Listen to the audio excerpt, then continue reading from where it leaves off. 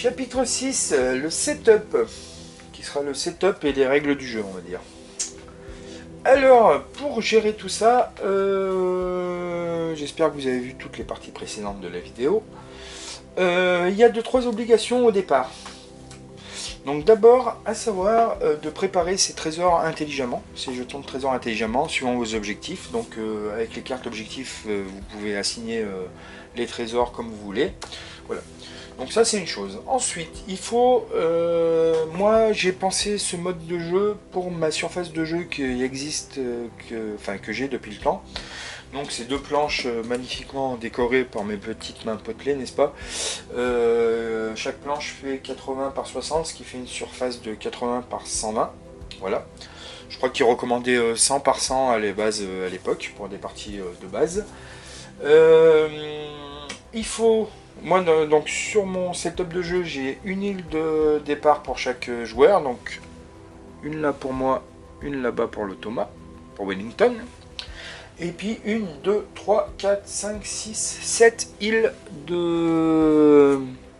7 îles vierges, en gros, à explorer. Voilà. Donc moi j'ai fait un setup comme ça, un peu, on va dire, presque symétrique, mais pas tout à fait, finalement. Mais voilà, donc au début du jeu, une île de départ, des îles à explorer. Donc si vous devez... je sais plus mes objectifs, parce qu'au bout d'un moment j'en ai fait beaucoup. Mais en gros, si vous prévoyez des objectifs sur 7 îles, ben mettez bien 7 îles de départ, enfin c'est logique, hein. Voilà. Donc mes îles, au début du jeu, je numérote mes îles aléatoirement. Donc là je peux vous dire 1, la 2 elle est où? Elle est là-bas, 2, 3, 4, 5, 6 et 7, voilà. Sachant que j'ai fait des petits... Hop, des petits supports là, tout rigolo pour moi, enfin bref, avec tous mes trésors différenciés là, et puis un caillou avec un numéro dessus, histoire d'assortir à mes îles. Les îles c'est des trucs que j'avais fait à l'époque en mousse expansée aussi et peint, hein, voilà, donc c'est des trucs que je garde depuis longtemps. Donc, je reviens à mon setup, pardon. Donc, les îles numérotées, important. Une rose des vents quelque part, donc moi elle existe sur mon terrain de jeu, donc comme ça... Je me pose pas de questions, mais une rose des vents fixe pour la durée du jeu, de la partie. Les terrains, puisque il faisait... Oups. Oui, donc, dans le jeu, il existe des terrains, donc là, par exemple, parce que c'était vendu donc avec des îles, et au verso, des îles a été transformées en terrain. Donc là, des sargasses, on a quoi? On a du brouillard, puis on a, est-ce que j'en ai un par là? Ouais, voilà, des récifs par exemple, et encore des icebergs, et puis d'autres terrains que je n'ai pas eu parce que c'est dans des extensions que je n'ai pas acheté. Enfin bref, voilà. Donc moi je mets mes îles de départ, quelques terrains de base, répartis à peu près au hasard. Là j'ai fait donc mon île centrale sur laquelle j'ai mis mon épave, qui est une des missions, aller récupérer l'épave, parce que d'abord c'était joli. Et du coup je l'ai entouré de récifs, histoire de faire un petit truc de navigation un peu plus particulier, parce que le récif, si on s'échoue dessus, ben, ça peut faire très mal au bateau. Donc voilà. Et puis j'ai rajouté, dans le jeu existait, avec l'extension des Vikings, là, The Frozen North, les icebergs. Donc tous les terrains ont plus, par exemple là, la technique, la règle du jeu, on tire un D6 au début du tour, donc si le dé tombe sur 4, cet iceberg va bouger, on retire le D6, et donc il y a des chiffres là autour, et on bouge l'iceberg de 1S dans la direction du chiffre, indiqué par le dé. Hop. Et donc s'il rentre dans un bateau, ben, il lui fait des dégâts, s'il arrive sur une île, il reste bloqué jusqu'à la fin de la partie. Donc voilà. Donc j'ai mis 3 icebergs, j'ai fait 3 icebergs en tout, en plus des terrains de base qui se baladent donc le long du jeu. Donc c'est pour ça que pour mon setup j'ai toujours un D6 là et un D8 là d'ailleurs, hein, on va y revenir après. Mais voilà, donc mon setup de base, un terrain comme ça, donc avec 2 îles de départ, 7 îles à explorer, les trésors répartis sur les 7 îles, les 7 îles numérotées, des terrains répartis dont les icebergs, donc tout ça c'est toujours pareil, c'est pas une obligation, mais les icebergs qui se déplacent, ça met un petit truc stratégique dans les déplacements en plus. Hop, hop, hop. Et donc mes flottes de bateaux. Donc comment je fais ça? J'ai des flottes, j'ai calibré là mon jeu, enfin mon jeu non, mais je joue avec des flottes d'une valeur de 100 points. Donc 100 points, et pas forcément que de bateaux d'ailleurs.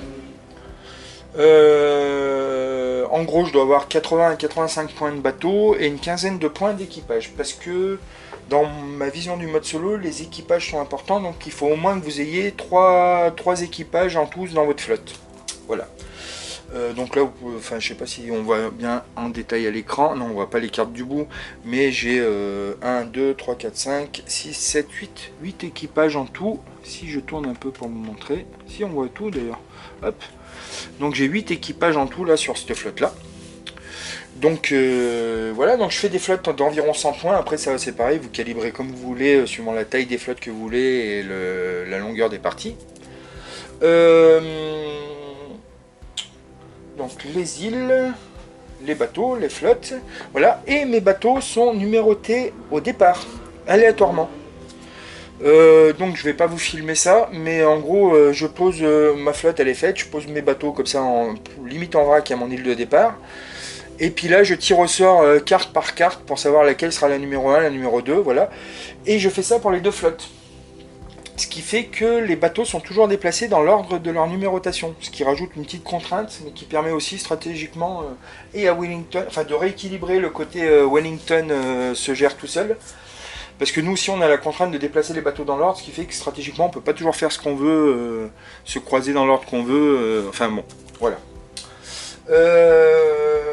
Donc mon setup, les îles, les numérotations des îles, les trésors répartis, les deux îles de départ avec les flottes numérotées, donc le jeton espion qui est dans mes objectifs, hein, je vous renvoie à la partie objectif enfin à la partie mission objectif de la vidéo. Et donc, dans l'idée de mon mode solo, en fait tout se tire au sort en début de partie. Donc moi j'ai de quoi faire 6 flottes différentes, j'ai 6 factions différentes, donc j'ai fait 6 flottes d'une valeur de 100 points. J'ai préparé tous mes trésors en fonction des objectifs qui existent. Voilà, j'ai préparé mes 6 flottes que j'aimerais jouer, quoi qu'il en soit. Et au début de la partie, eh ben, je prends un D6, je tire les deux flottes qui vont être en jeu, la mienne et celle de Wellington. Je tire aléatoirement mes numéros d'île, je numérote mes bateaux une fois qu'ils sont posés. Et ce qui fait que ça fait une vraie partie, entre guillemets, à départ aléatoire. Voilà. On tire les objectifs au sort, et la partie peut démarrer. Deux détails. Le premier, c'est que moi je mets beaucoup d'équipages là, et je pense que les équipages c'est rigolo, c'est important. Si vous avez des bateaux mais pas assez d'équipage, on s'en fout d'avoir les jetons d'équipage ou les cartes qui correspondent aux équipages. Vous pouvez même vous faire des marqueurs en carton, ce que vous voulez. L'essentiel c'est d'avoir du fun, donc vous pouvez très bien... la valeur des équipages, vous trouvez dans les règles de base ou les compendiums ou les facs qui sont tous en ligne dans le groupe Facebook du jeu. Vous trouvez la valeur des équipages, un capitaine vaut 3 points, vous pouvez très bien vous faire 3 jetons de capitaine et dire vous avez 3 capitaines, hein, donc ça vous coûtera 9 points de recrutement au début, mais voilà, vous n'êtes pas obligé d'avoir les cartes, c'est comme tout, moi j'ai fait ça, j'ai un peu de matériel donc j'en profite, mais il ne faut pas se limiter parce qu'on n'a pas la carte du capitaine anglais, parce que le capitaine anglais peut aller que sur les bateaux anglais, sinon ça demande une collection assez importante et c'est pas le but du jeu c'est de s'amuser. Donc ça c'est la première chose. Et la deuxième chose, les règles de base quand même du jeu imposent, ça je l'ai gardé, c'est de ne pas mettre deux fois le même bateau, avec le même nom. Voilà. Et pareil pour les équipages uniques, si vous avez des équipages uniques, ne pas mettre les mêmes deux fois le même. Donc ça je l'ai gardé aussi parce que c'est quand même assez cohérent. Donc mon setup, les flottes tirées au hasard qu'on constitue, les îles, les trésors, les îles de départ, on numérote les flottes. Donc et après le déroulement de la partie, le premier tour est un poil particulier et après ça se passe toujours pareil. Donc le premier tour dans mon mode solo c'est toujours Wellington qui commence. Et il ne tire pas de carte événement au premier tour. Donc le deck événement se doit d'être impair si vous voulez faire une partie en tour limité. Pour faire le même nombre de tours chacun quand même. Voilà, et on tient les objectifs au début, mais mon objectif reste caché avant le premier tour, enfin jusqu'à la fin du premier tour de Wellington. Comme ça, le but du jeu c'est qu'on joue, donc on démarre la partie, Wellington on regarde son objectif, on fait ses premières actions, donc son tour, on bouge ses bateaux en fonction de son objectif, et ça évite ça évite le joueur d'être influencé par l'objectif de Wellington, par son objectif par rapport à celui de Wellington. Comme ça on bouge Wellington le plus optimalement sans savoir son objectif à soi, quel sera son objectif. Voilà. Donc on fait le tour de Wellington, et après au tour du joueur physique de jouer, et à ce moment là on commence par la carte événement, enfin on retourne son objectif, et on retourne une carte événement, et après donc une carte événement retournée à chaque tour quoi qu'il en soit.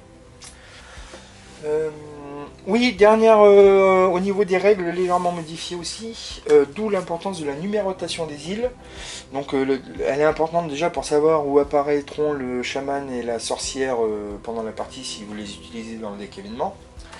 Et c'est important aussi quand un bateau a récupéré un trésor et qu'on coule le bateau. Normalement, je crois que dans la règle de base, le trésor disparaît.